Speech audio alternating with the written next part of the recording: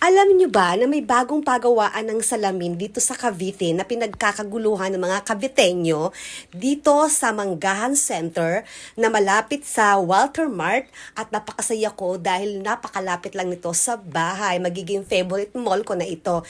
Ito nga pala ang Caviteño Optical. Tara, samahan niyo ako. Papasok tayo at nabalitaan ko na magaganda ang salamin dito at mga mura lang. Alam niyo ba, nagpagawa ako dito. Progressive and transition na. Napakamura lang. Kaya kung gusto nyo, pumunta kayo dyan sa Caviteño Optical at makikita nyo may legit na doktor, maraming frame na pagpipilian at mura lang. Kaya maaga pa kasi akong pumunta dyan. Pag open pa lang ay andyan na ako.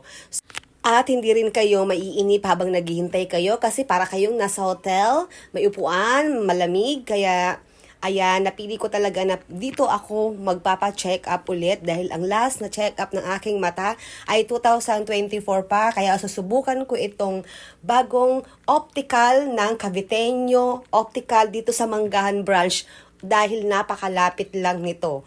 Kaya kung gusto nyo, pumunta kayo dyan. Bahala kayo kung anong gustong gawin nyo dyan. At nagbablog lang naman ako. Wala naman akong commission dito.